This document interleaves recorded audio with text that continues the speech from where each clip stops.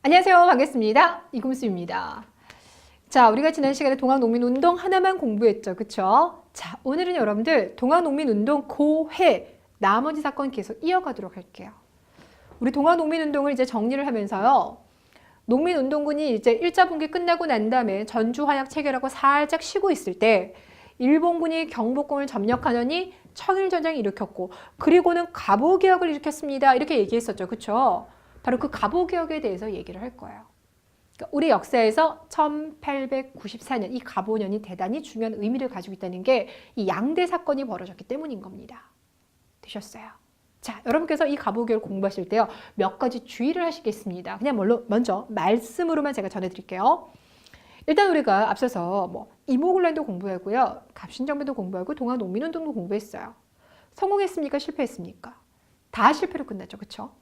그러니까 갑신정변 같은 경우도 비록 방법에선 문제가 있었습니다만 그들이 제시했었던 14개조 전공을 보면 나름대로 근대 국가를 만들려고 했던 노력들이 보여요. 근데 실패로 끝났고요. 동학농민운동 같은 경우도 참 그들이 주장했던 내용 자체는 옳고진 방향인 거죠. 그렇죠? 세금제도도 개선하고 신분제도도 없애고 토지제도 개혁하려고 했던 방향은 좋았습니다만 결국 그들도 실패로 끝났습니다. 자, 그런데 이렇게 계속 연속적으로 실패하고 있었던 이러한 우리 내부적인 움직임이 드디어 1894년 갑오개혁에서 성공을 했다라는 거예요. 그것이 첫 번째예요. 됐나요? 개혁이라고 하는 것은요. 집권자들이 법과 제도를 바꿔주는 거예요. 시스템을 재정비하는 거. 이것이 바로 개혁인 겁니다. 그러니까 이런 거죠. 그러니까 이모군란에서 나왔었던 그 개화에 대한 반대, 갑신정변에서 나왔었던 새로운 근대 국가를 추구하려는 그 열망, 동학농민운동에서 말했었던 반봉건 반해세를 외쳤던 그들의 주장, 그런 주장에 대해서 정부가 더 이상 눈 감고 우리는 몰라 라고 할 수 없는 상황이 됐다라는 거예요. 그러니까 뭔가 정부에서도 농민과 지식인들을 위한 뭔가 해결책을 내놔야 되는 상황이었다는 겁니다. 그것이 1894년 갑오개혁으로 이어졌다라는 거예요. 이해되시겠죠? 자, 그래서 여러분들은 이 갑오개혁을요, 앞서 있었던 사건들 연장선이라는 의미에서 좀 하나를 해석을 해주셔야 됩니다. 일단 그걸 하나 해석해 주시고요. 두 번째는, 그런데 그 갑오개혁이요, 하나가 아니에요. 버전이 세 가지예요. 예, 갑오개혁 버전만 세 가지. 그래서 1차 갑오개혁이 있고 2차 갑오개혁이 있고 3차 갑오개혁이 있는데 이 3차 갑오개혁 같은 경우는 을미개혁이라고 불러줘요. 그래서 1894년에서부터 1895년까지 2년에 걸쳐서 개혁이 모두 3번에 걸쳐 일어난다. 그러니까 당연히 여러분이 보셔야 될 거는 그 세 개의 개혁 내용이 어떻게 다른지를 보셔야 되겠죠. 그래서 여러분들이요, 교재를 봐보시면 215부터 216 내용을 보면요. 표들이 나와 있죠. 그러니까 1차, 2차 내용을 비교한 겁니다. 그리고 217에 가보면 을미개혁. 이게 이제 3차 갑오개혁이라고도 하고 을미개혁이라고 하는데 거기도 개혁 내용이 있으니까 개혁 내용이 또 어떻게 다른지 이해 가시겠죠. 그쵸? 그래서 그거 일단 여기까지 지금 벌써 두 가지가 나왔죠. 그리고 이제 마지막 또 하나가 뭐냐면 일본 같은 경우는요. 1858년에 개항하고 난 다음에 10년 있다가 메이지 유신을 추구했어요. 그러니까 10년 만에 체질 개선을 다 했죠. 근데 우리 같은 경우는 강화도 조약 체결하고 난 다음에 거의 20년 만에 갑오개혁을 추진해요. 그만큼 근대하고 조금 느렸다는 겁니다. 이해되시겠습니까? 그러다 보니까 이미 우리보다 세력을 좀 많이 키웠던 일본의 간섭을 많이 받았다는 거예요. 그럼 어떤 식으로 일본의 간섭을 받는지까지 여러분이 확인을 하셔야 돼요. 제가 지금 필기 하나도 안 한 채 말로만 하니까 여러분들이 이게 뭔가 싶을 텐데요. 지금부터 그 내용들을 조목조목 설명, 비교해 드리도록 하겠습니다. 자, 일단 여러분들 오늘은요. 개요를 제가 중간에 해드릴 테니까요. 정리해 드릴 테니까 먼저 본 내용부터 들어갑시다. 자, 갑오개혁을 1차와 2차로 나눠보자고 했죠. 먼저 1차 갑오개혁. 연도 이참에 다시 한번 쓰면서 기억합시다. 몇 년이라고요? 1894년. 그런데 여러분들 이 1894년이 워낙 사건이 많았기 때문에 그 안에서 다시 한번 정확히 시점을 잡아주셔야 되는데 이 1894년 동학농민운동이 일어났었죠. 그런데 1차 갑오개혁이 벌어지던 이 해에 동학농민군이 지금 뭐하고 있었다고요? 전주화약을 체결하고 잠깐 쉬고 있는 중간인 거죠. 그것도 중요하지만 또 한편으로는 갑오개혁 치르기 바로 전에요. 일본이 의도적으로 청나라 전쟁 걸었다고 했죠. 그렇죠?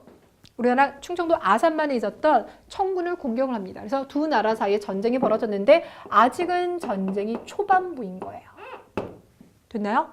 자, 왜 이렇게 이제 꼼꼼하게 짚어주냐면요. 아까 제가 마지막 세 번째로 얘기했다시피 가보개혁은 아무래도 일본의 간섭을 좀 받은 개혁이에요. 그런데 그 일본의 간섭이요, 처음부터 끝까지 센 건 아니었어요. 뭔지 아시겠죠? 그럼 지금 이런 상황에서는 일본의 간섭이 셌을 것 같습니까? 좀 약했을 것 같습니까? 조금 약하지 않았을까요? 왜냐면 지금 청나라를 상대로 전쟁해야 되잖아요. 그들은 온 힘을 거기에 집중하고 있다 보니까 간섭을 하기는 했지만 그래도 조금 약하더라.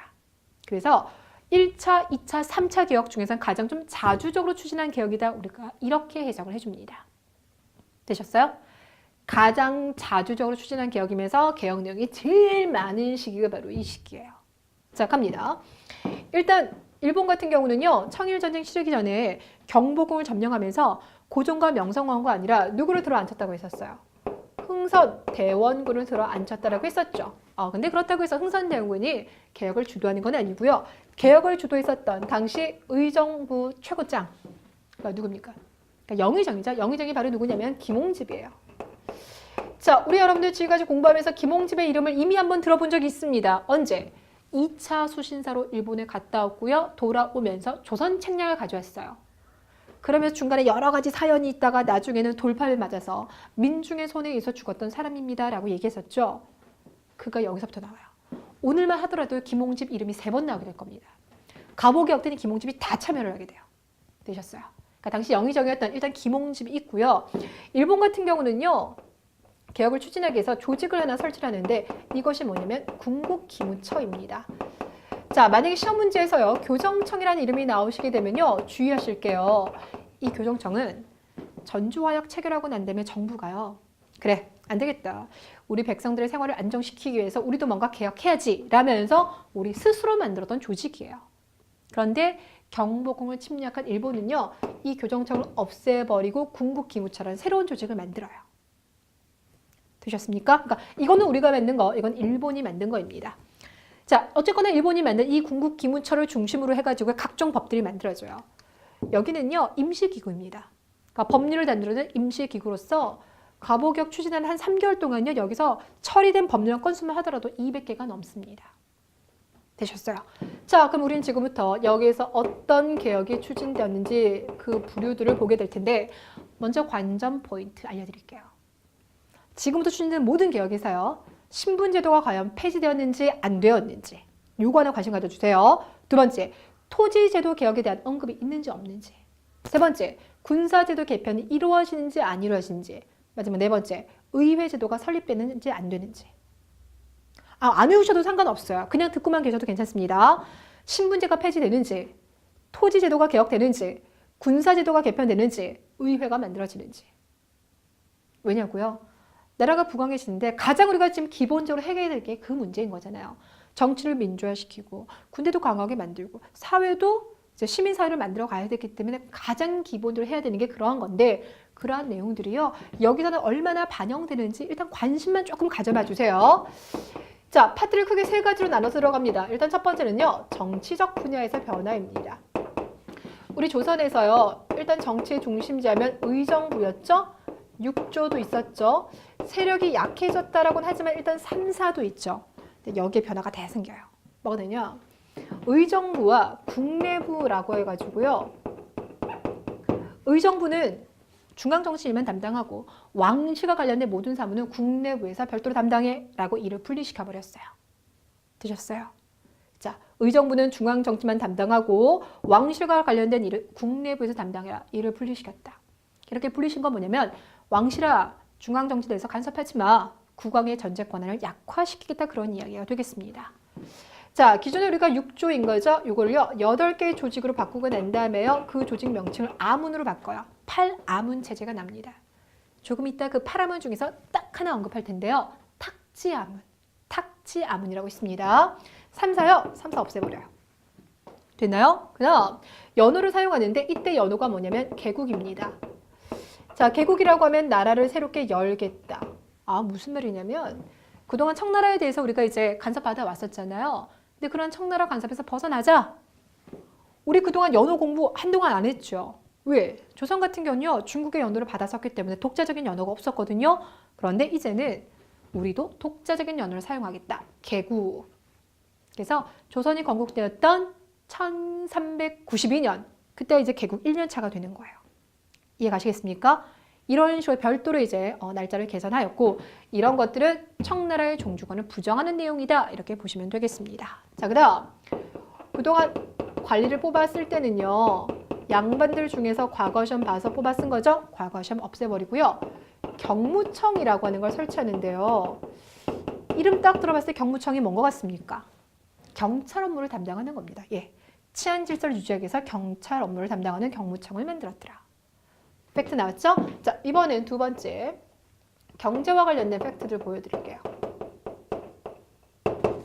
조선에서요, 조세를 걷어들이면요, 이거 너무 여러 기관에 담당했었거든요. 그래서 이런 것들을 한 기관에서 모아라. 그래서 이거를 이제 재정의 일원화라고 합니다. 근데 여러분들 우리가요, 이미 재정의 일원화에 대해서 언제 한번 언급한 적이 있지 않습니까? 언제 했냐면요, 갑신정변 때. 갑신정변에 나왔었던 14교조 정황에도 보시면 재정을 일원화시켜라 라고 얘기했어요.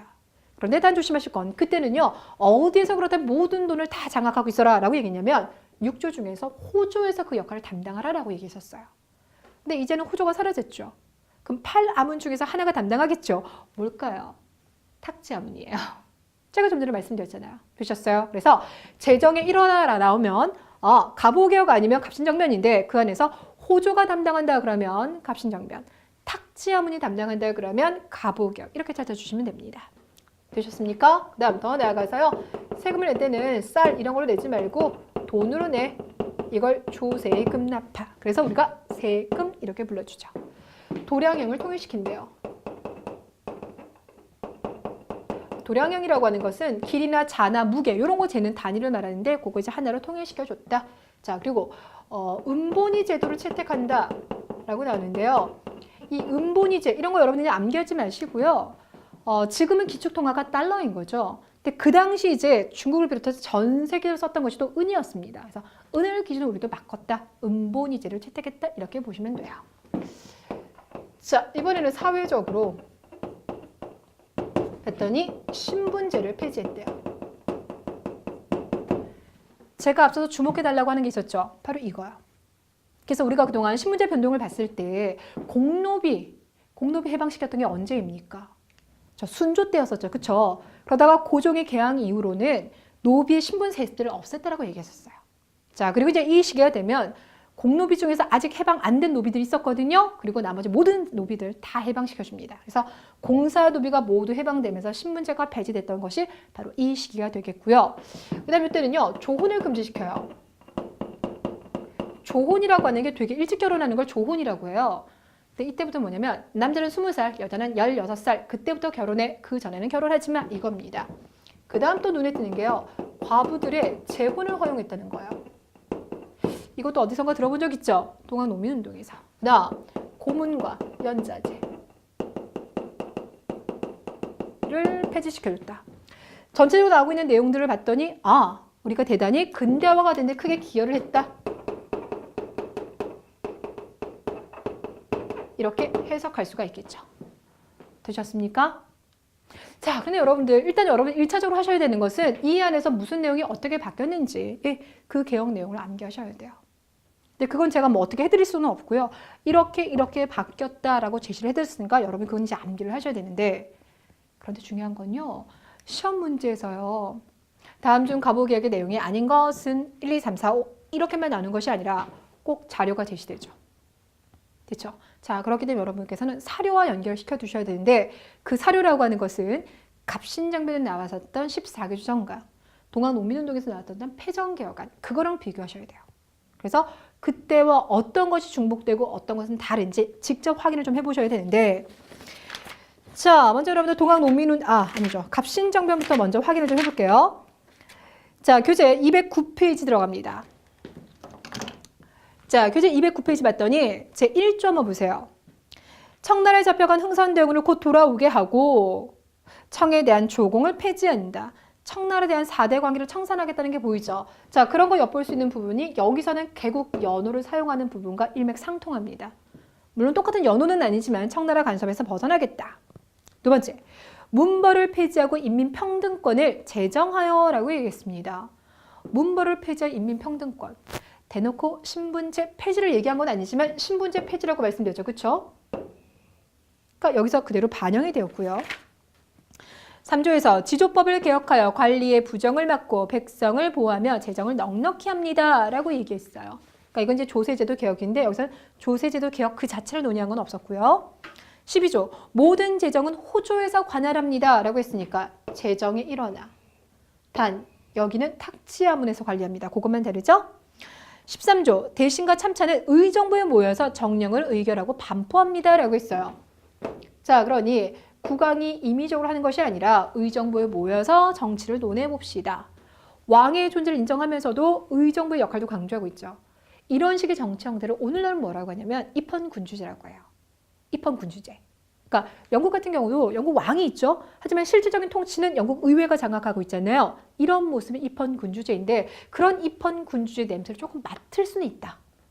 되셨어요? 자, 그러니 지금 제가 4개 친 이 박스 같은 경우는 갑신정변과 갑오개혁의 공통점. 바꿔 표현하자면 갑신정변의 내용이 일부 갑오개혁에 반영되었다. 이렇게 볼 수가 있습니다.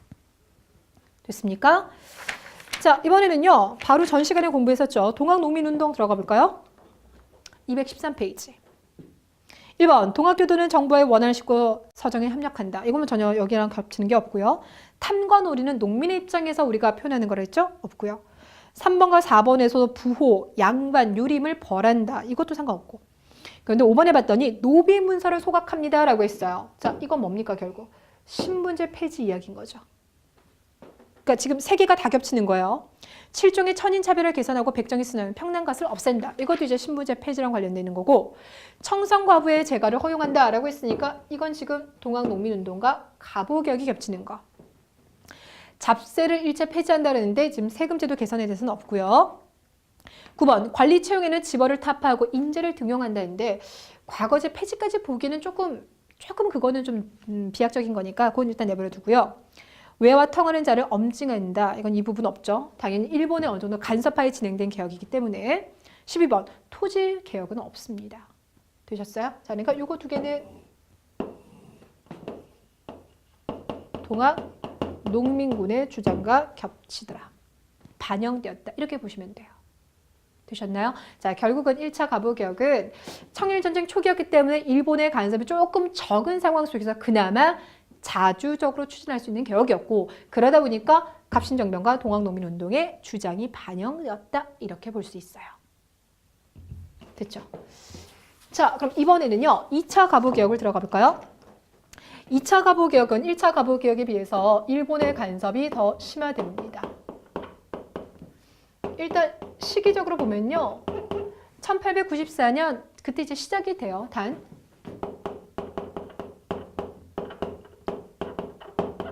청일전쟁에서요. 일본이 우세를 어떤 장악한 거. 아직 완벽하게 승리한 건 아니지만 그래도 어느 정도는 승리가 예상되어지는 그런 상황인 거고 또 내부적으로 보면 동학농민운동 있잖아요. 요거 다 진압하고 난 다음이에요. 자, 그러다 보니까 일본의 간섭이 커져갈 수밖에 없더라. 그래서 김홍집이 여전히 짱은 짱인데요. 이때는 일본의 뭐랄까요? 세력을 등에 업은 사람이 들어옵니다. 그 사람이 바로 박영효예요. 여러분, 이 박영효라고 하는 사람에 대해서 들어본 적 있습니까? 있죠. 김옥균, 홍영식, 박영효, 서광범. 기억나세요? 급진계아파 4인방. 그들이 갑신정변을 일으켰고요. 그중에서 홍영식 같은 경우는 이제 국내에서 죽었습니다. 김옥균 같은 경우는 저기 중국까지 갔다가 거기서 이제 명성황후 보냈던 홍정우라는 사람에 의해서 죽임을 당했어요. 근데 박영효와 서광범 같은 게 살아남습니다. 그래서 일본에서 망명생활을 했는데 그러다가 일본이 청일전쟁 우세하자 박영효야 너 조선에 들어가서 개혁에 참여해봐 라고 보냅니다. 그래서 김홍집, 박영효 연립내각이 구성되어서 개혁을 추진하였고 그러다 보니까 아무래도 일본의 간섭을 많이 받을 수밖에 없는 개혁입니다. 이렇게 얘기를 해요. 됐어요. 자, 주요 내용을 보면 일단 첫 번째는요. 고종이 문무백관들을 데리고 나가서요. 독립서고문이라고 하는 걸 반포를 합니다. 또 하나 홍범 14조를 반포를 해요. 독립서고문, 일종의 독립선언서라고 보시면 되겠습니다. 독립선언서. 그러니까 종묘에 나가서 우리는 청나라의 간섭을 받지 아니하는 독립국가입니다. 이걸 이제 선포를 했다는 거예요. 그러니까 전쟁이 승리하고 난 다음의 모습이라는 걸 엿볼 수가 있겠죠? 자, 그 다음 홍범 14조를 반포를 하는데요. 이 홍범 14조는요. 헌법이라고 보시면 돼요. 근데 생각해보면 우리 조선시대 때 법의 중심이었던 게 바로 뭐가 있습니까? 경국대전이죠. 그러니까 그 경국대전의 체제가 끝나고 홍범 14조가 헌법으로서의 기능을 대체합니다. 이렇게 보시면 돼요.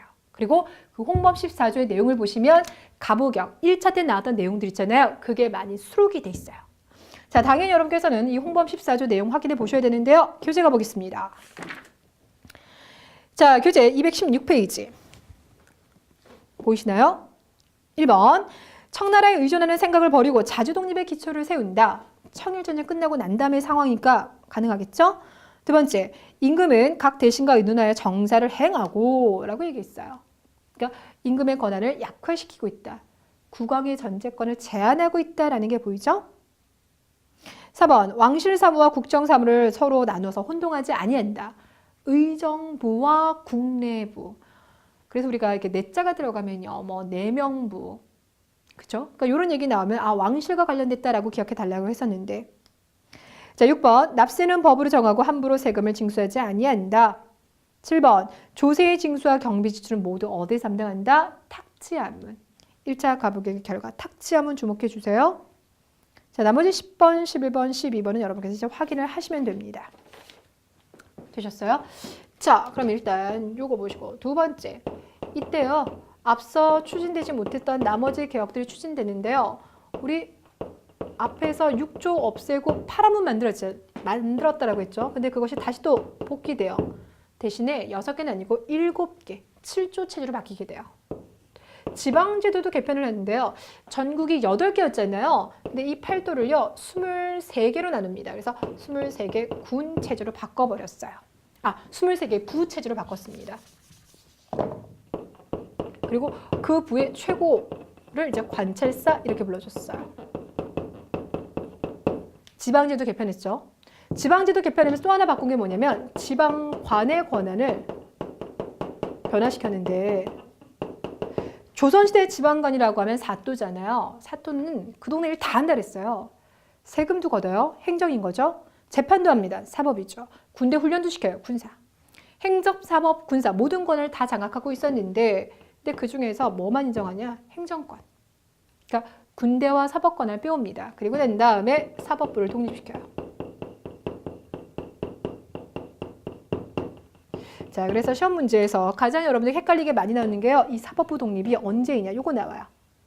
요 사법부 독립은 2차 가보개혁 때 지방제도 개편하면서 들어가는 내용입니다. 되셨어요? 자, 세 번째. 눈여겨볼 만한 것이 뭐가 있냐면 교육 분야예요. 그러니까 고정이 봤을 때 나라를 살리는 근본은 교육이 되겠구나. 인재를 양성해야 되겠다 생각합니다. 그래서 발표한 것이 교육 입국 조서예요.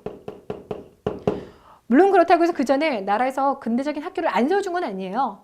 그러니까 뭐 성균관, 유학, 뭐 서원 뭐 이런 거 말고요. 근대적인 학교가 이미 세워지긴 했었습니다만 그래도 교육은 나라를 세우는 근간이니 앞으로 인재를 육성하겠다. 이걸 이제 공식적으로 발표한 것이 바로 이 시기예요. 그럼 여러분 생각했을 때요. 교육을 발전시키기 위해서 가장 필요한 게 뭐가 있을까요?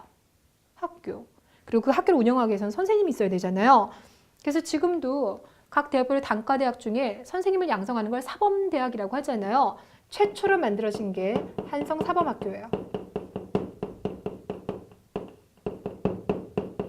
교사를 여기서 양성을 할 거고요. 그리고 이제 소학교. 그러니까 지금으로 말하면 초등학교가 되겠죠? 이런 것들이 이때 설립이 됩니다. 그래서 2차 가부개혁은 내용은 별로 없어요. 내용은 별거 없는데 앞서 말씀드린 대로요. 친일파인 대표적인 박영유를 내세워서 일본의 간섭이 커져갔다는 것과 1차 가부개혁의 내용을 담고 있는 홍범 14조가 반포되어지고 교육 입국 조서가 이때 발표가 되었다. 이것만 확인해 두시면 됩니다. 됐죠? 자, 그러면 우리가 개혁이 모두 3번에 걸쳐 일어난다고 했으니까 마지막 한 개의 개혁이 남아있죠. 자, 그런데 그 한 개의 개혁은요. 시기가 달라요. 1895년 그 다음 해가 되겠습니다. 자, 그리고 그 다음에를 여러분이 제대로 이해하시기 위해서는요. 그 당시 벌었던 주요 사건들의 흐름을 다시 한번 짚어볼 필요가 있어요.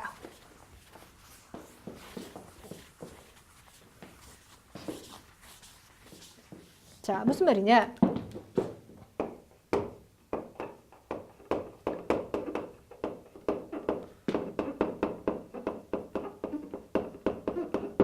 또 마찬가지로 반복 한번 하면서 전체 흐름 잡아드릴게요. 먼저 1894년. 자, 1894년 우리 내부적으로는 동학 농민운동이 일어났고요. 이 동학 농민운동을 진압하는 과정 속에서 정부가 청나라 군대를 끌어들였더라. 자, 그리고 일본 군대 같이 들어온다. 그리고 일본은 이것을 기회 삼아서 청나라를 공격한다. 되셨어요? 이게 이제 외부 상황이었어요. 그리고는 청일전쟁 일으키고 또 그리고 바로 다음으로 일본은 갑오개혁을 일어나게끔 이제 뭐 갑오개혁을 추진하였더라. 이렇게 보시면 되겠죠. 갑오개혁을 또 한참 추진하고 있는 상황 속에서 일본이 결국 이 전쟁에서 승리를 하였습니다. 됐나요? 자, 그런데 이것은 어떤 의미를 가지고 있냐? 조선을 둘러싸고 청나라, 일본, 러시아 3파전 양상에서 일단 청나라가 먼저 나가 떨어졌다는 거예요. 됐죠? 그럼 남아있는 건 이 러시아와 일본밖에 없어요. 그럼 바꿔 표현하자면 한반도를 차지하기 위해서 이 두 나라가 본격적인 어떤 경쟁, 대립을 더 심화시킨 시기다 이렇게 볼 수 있겠죠. 그래서 지금부터 펼쳐지는 이야기는요. 일본과 러시아의 대립이 계속 펼쳐질 거예요.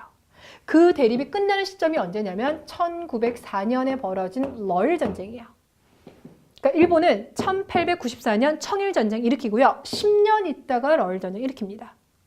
이해 가시겠습니까? 그래서 그 이후 10년 동안은 이 두 개 나라가 서로 영향력을 계속 행사하려고 하는 그런 모습이 보입니다. 자, 어찌됐거나 청일전쟁에서 일본이 승리했죠. 그리고는 일본은요, 청나라에게 아주 굴욕적인 조약을 이제 받아내게 되는데 이게 바로 시모노세키 조약이에요. 조약의 내용이 청나라 입장에 되게 욕할 만하죠. 그죠? 예, 시모노세키 조약, 시모노세키 조약. 이게 1895년에 체결됩니다. 내용은 세 가지가 있어요. 일단 첫 번째, 청나라는 조선에 대해서 더 이상 간섭하지 마. 조선에 대한 영향력은 일본이 행사하겠다. 그게 하나가 있고요. 두 번째는 일본은 이제 청나라를 무너뜨렸으니까 대륙 진출을 하고 싶잖아요. 대륙 진출하기 위해서는 뭔가 이렇게 발판이 될 만한 땅이 필요합니다. 그 땅으로 주목한 곳이 어디냐면 바로 여기 요동반도예요. 그래서 요 요동반도랑 요 밑에 있는 타이완 이거 일본한테 넘겨줘. 이게 두 번째고요. 세 번째는 청나라 니네 때문에 우리가 전쟁했잖아. 배상금 물어내. 얼마나? 2억량. 2억량이 얼마나 될지 오늘날로 환산하기 좀 그렇지만 일단 2억이라는 단어를 듣는 순간 야 만만치 않았겠다. 이런 생각 드시죠. 그렇죠? 자, 다시 갑니다. 세 가지입니다. 청일전쟁 승리하고 난 다음에 시모노세키 욕 나올 만한 조약 체결해서 세 가지 보장받더라. 일단 첫 번째는 조선에 대한 독점권 일본이 인정받는 거. 두 번째 요동반도와 타이완을 일본이 가져가는 거. 세 번째 엄청난 배상금 받아내는 거. 일본은요 이 엄청난 배상금 가지고 뭐 하냐면요 군대를 그렇게 많이 키워요. 군수공장 많이 만들고 무기 많이 만듭니다. 이걸 바탕으로 힘 키워서요. 러시아 나중에 10년 후에 격파하고 아시아 지역들 정복 들어가는 거예요. 되셨어요. 자, 그런데 문제는 일본이 지금 동아시아 쪽에서 너무나 강성해지니까 누가 긴장하더라? 러시아가 긴장할 수밖에 없겠죠. 러시아가요. 이 시모노세키 조약을 가만히 보고 있지 않습니다. 이게 1894년 4월에 체결되는데 체결되자마자 곧장 이걸 방해를 놔요. 우리는 이 사건을 뭐라고 하냐면 삼국 간섭이다 이렇게 불러줘요. 삼국 간섭 말 그대로 세 개 나라. 이 세 개 나라는 러시아가 프랑스와 독일을 끌어들여요. 그래서 일본을 견제시킨 사건이에요. 영국 안 들어갑니다. 조심하세요. 러시아가 프랑스, 독일을 끌어들여서 일본을 견제한 사건. 그래서 이 세 개 나라가 말합니다. 일본아, 니네 지금 너무 많이 차지하는 것 같은데 청나라 땅 돌려줘 라고 해요. 결국 어쩔 수 없이 일본은 요동반도 있죠? 이거 다시 돌려줘요. 그럼 힌트 가겠습니다. 일본 이 요동반도 지금 되게 차지하고 싶거든요. 언제 다시 가져올까요? 10년 후 러일 전쟁 승리하고 난 다음에 다시 가져옵니다. 이해되시겠어요? 역사가 계속 이렇게 맞물려 가고 있습니다. 자, 이렇게 이제 삼국 간섭을 통해서 러시아가 일본을 견제시키자 당연히 국내에서는요. 러시아가 달리 보이는 거예요. 왜? 명성황후 같은 경우는요. 일본을 가장 싫어했어요. 그래서 명성황후는 그동안 뭔가 국내에서 일만 벌어지면 청나라한테 도움을 3번이나 요청을 했잖아요. 그런데 그 청나라가 패하고 난 다음에 누구와 손을 잡고 있지?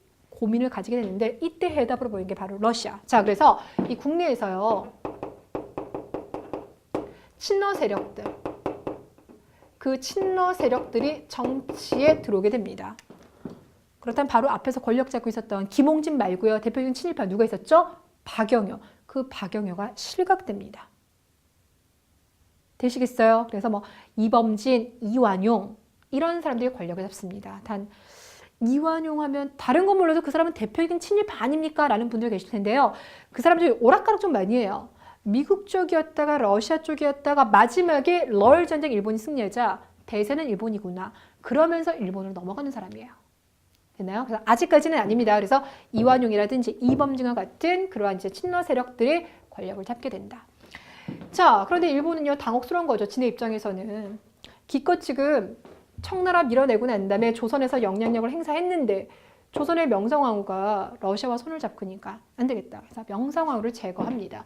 이것이 1895년에 벌어졌던 을미사변이에요. 을미사변, 을미년에 지금 변고가 일어난 겁니다. 결국 명성황후를 일본이 시해하더라. 됐나요? 그 과정에 대해서는 얼마나 여러분 잔인한지는 뭐 들어보셨을 겁니다. 경복궁에 잔입하고 난 다음에 명성황후를 죽이죠. 그리고 그 시신마저 불태워버립니다. 그래서 명성황후는 시신이 없어요. 다 불태워졌기 때문에. 더 슬픈 것은 이렇게 죽었음에도 불구하고 장례식마저도 제대로 치르지 못해요. 그래서 장례식이 2년 후에서나 치루어질 수가 있었더라. 이해되시겠죠? 그리고 난 다음에 일본은 개혁을 강요하는데 이것이 을미년에 있었다라고 해서 을미개혁이라고 해요. 그러니까 갑오개혁이 1차, 2차 있었던 거 좀 전에 보셨죠? 우리가 지금 볼 것이 이제 3차 갑오개혁, 또 다른 말로 을미개혁, 바로 이 부분을 볼 거예요. 되셨나요? 그래서 이 상황 자체가요. 시험 문제는 꼭 나와요. 그런데 이걸 따로 해가지고 시모노 세키 달달달 그렇게 외울 부분은 아니고요. 시모노 세키는 여러분 교재에 나와 있는 것처럼 그 내용만 읽어보시면 돼요. 이해되시겠죠? 그래서 여기서는 흐름이 어떻게 흘러가고 있는지 그 안에서 제가 노란색으로 쓴 것은 러시아의 세력이 강해졌을 때, 붉은색으로 쓴 것은 일본의 세력이 강해졌을 때입니다. 자, 그럼 이제 지금 이제 을미개혁을 볼 텐데 미리 하나 더 말씀을 드릴게요. 여러분 같으면 여러분이 고종이라면 자신의 부인이 지금 왕궁에서 죽었어요. 그런 왕궁에서 계속 머무를 수 없겠죠. 실제로 고종은요, 명성황후 죽고 난 다음에 정말 밤에 잘 때도 다 불 켜고 잤대요. 너무나 두려움을 느껴서. 결국 그래서 고종은 1896년 경복궁에 머무르지 못하고 러시아 공사관으로 몸을 옮깁니다. 우리는 이 사건을 아감파천이라고 하고요. 한나라 왕이 남의 나라 공사관에 들어갔다라고 하는 것은 국가의 자주성이 완전 바닥을 치는 거겠죠. 그쵸? 이때 너무 안 되겠다. 그래서 자주 독립을 다시 추구하자. 이러면서 만들어진 시민단체가 있습니다. 이것이 바로 독립협회. 일단 큰 틀에서 이렇게 이해를 해주시면 다음 시간에 세부적인 내용은 접근을 시켜드릴게요. 되셨어요? 오케이. 자, 그럼 이제 마지막 남아있는 1895년 을미개혁 들어가 봅시다.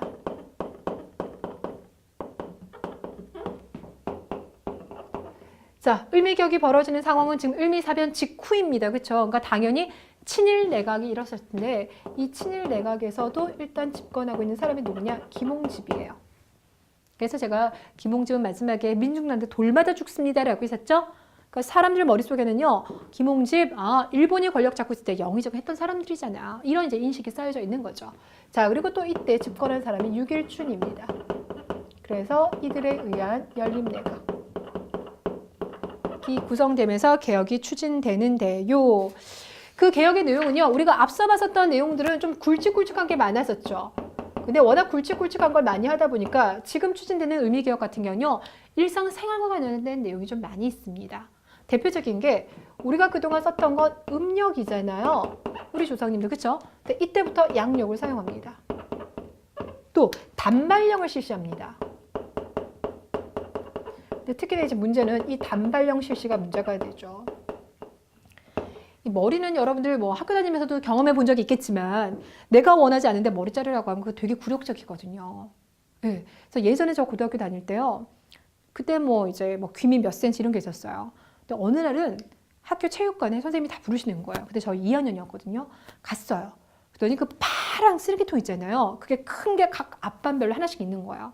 그러면서 선생님들께서 그 학생부 선생님들이 가위를 딱 들고요. 나와 이러면서 보고 머리가 좀 길다. 그냥 잘라버린 거예요. 네. 근데 그것도 당연히 곱게 안 잘라주셨겠죠. 그러니까 막 언밸런스로 잘라놓은 거예요. 그날 정말 한 일주일 동안 난리가 났었어요. 머리 그때 잘렸던 그 학생들은 그 굴욕감 때문에요. 뭐 일단 항의 전화가 학교로 빗발치는 것은 물론이거든요.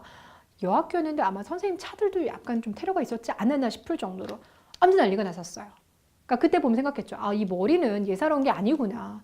저 같은 경우는 워낙 좀 소심한 사람이어가지고 학교에서 이제 머리 자르려고 하면 선생님 말하기 전에 항상 잘라가는 되게 좀 보수적이고 겁 많은 소녀였었지만 그래도 저에게는 그 당시 때 친구들에게서 저 머리가 내가 생각하는 그냥 단순하게 그냥 학교 규칙을 따르는 그런 게 아니라 자존심과 관련돼 있구나. 근데 조선시대 때는 성리학이기 때문에 부모가 주신 그 신체는요, 머리카락 한 올도 손상해서는 안 된다는 생각을 가지고 있잖아요. 근데 여기에 단발령이 나왔으니 그 반발이 얼마나 있는지 알 수 있겠죠. 그래서 오죽하면요, 자살하는 사람까지 나옵니다. 그러니까 내가 머리 자르고 어떻게 부모님을 볼 수 있냐, 나 오랑캐가 될 수 없다 그래가지고 부모님에게 차례 지내고 산에 가서 목매달고 자살하는 사람도 대단히 많았고요. 아니면 내가 일단 살아야 되니까 머리를 자르긴 하지만 그 마지막 상투튼 모습을 기리기 위해서 사진관이 문전성시였다라고 합니다. 됐나요? 자, 그 다음 종두법을 실시합니다. 종두법은 예전에 우리가 실학 이야기 나왔을 때 정약용 선생이 이야기했던 거 기억납니까? 뭐 지금이야 우리가 정복한 병이지만 그 당시엔 치사율이 정말 강했습니다. 그래서 종두법을 실시했던 것도 있고 연호를 또 사용하게 되는데요. 양력을 사용한다 그래서요. 건양이라고 하는 연호를 사용합니다. 되셨어요? 자, 지금 연호가 벌써 두 번째 나왔죠? 앞에서 개국 한번 나오고 지금 나왔죠. 다음 시간에 한 번 더 나올 거예요. 광무라고. 예. 조선시대 때 안 나왔던 연호가 지금 연속 3개 나오게 될 테니까 개국, 건양, 광무 기억해 두시고요. 그 다음 우편사무를 제기합니다. 우리 원래 우편사무를 실시하려고 했던 첫 해가 언제냐면 1884년이었어요. 우정국 만들어가지고 처음으로 이제 우편사무를 시작하려고 했었는데 그 갑신정변 실패로 끝나고 난 다음에는요, 우편사무가 없었어요. 그러다가 10년 후에 다시 한번 재개를 하게 되었던 거고요. 그리고 마지막으로 군대 조직 개편이 이루어지는데요. 중앙군대를 친위대라고 조직하고요. 지방군대를 진위대라고 합니다. 친위대, 지휘대 이렇게 편성을 시켜냈어요. 그러니까 그 내용을 보니까 좀 자잘자잘한 일상생활 관련된 내용이 좀 많이 나와 있죠. 되셨습니까? 자, 그런데 문제는 을미개혁은 오래가지 못합니다. 왜? 이 단발령 실시에 대해서 양반 유생들의 반발이 장난 아니었거든요. 거기에다가 앞서서 을미사변을 일으켜서 국무를 시해했잖아요. 여기에 반발한 의병이 일어났는데 을미년에 일어났다라고 해서 을미의병이 되겠습니다. 됐나요? 을미의병 두 가지 원인입니다. 거기에다가 고종이 지금 러시아 공상을 옮겼잖아요. 그러면서 을미개혁은 중단. 됐나요? 자, 다시 한번 여쭙겠습니다. 제가 오늘 여러분에게 수업을 진행하면서 첫 번째 주문했던 것 중에 하나가요. 가보개혁은 3가지 버전이다. 그쵸? 그 마지막 3번째 버전이 을미개혁이다. 자, 그러니 그 3가지 개혁의 내용을 다 비교해야 됩니다. 라고 했었죠. 객관적인 팩트 자체. 그리고 이건요, 성공한 거예요. 이때 이후로 다 바뀐 거기 때문에 실제 생활과도 관련돼 있어서 여러분이 반드시 기억하셔야 되는 거예요. 되셨죠? 그리고 두 번째는 여기 나왔던 내용들이 토지제도 개혁과 신분제도 폐지와 군사제도 개편과 그리고 뭐가 있었죠? 의회제도 개설. 이 내용을 담고 있느냐라고 봐달라고 했었는데 제가 쭉 공부해보니까 신분제도는 나왔어요. 근데 토지제도 개편은 안 나왔죠. 군대는 여기서 살짝 나왔지만 그냥 편성만 한 거지 군대 숫자를 늘려준 건 아닙니다. 의회제도를 만들게 다 그런 것도 좀 안 보이죠. 그렇죠? 그래서 개혁을 하긴 했지만 아직까지 조금 한정적인 모습이 있다. 우리가 이렇게 볼 수가 있습니다. 자, 그래서 평가 들어갈게요.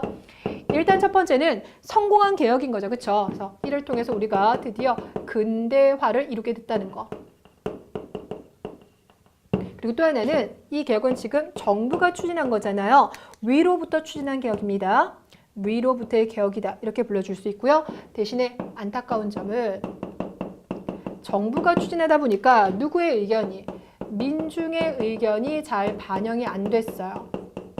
그럴 수밖에 없었던 게 지금 이 개혁은 누구의 간섭을 받고 있는 개혁입니까? 일본의 간섭. 특히 2차와 3차 개혁 같은 경우는 일본의 간섭이 좀 많이 컸습니다. 요거이고요. 조금 전에 말씀드렸다시피 토지라든지 군사라든지 의회 제도에 대한 개혁이 빠져 있었다라는 거. 되셨어요? 이게 한계점인 거죠. 일본의 간섭을 받고 있었고 의회, 군사, 토지 제도의 개혁이 빠져 있었다. 됐죠? 자, 거기까지 지금 다루고 있는 내용이 어디가 되겠냐면요. 교재 217페이지가 되겠습니다. 자, 수고 많으셨습니다. 오늘 이렇게 해서 여러분들 1894년, 1895년 상황까지 봤고요. 다음 시간에는 고종이 러시아 공사관으로 서서로 옮기는 1896년 상황부터 진행해 보도록 하겠습니다. 수고 많으셨습니다.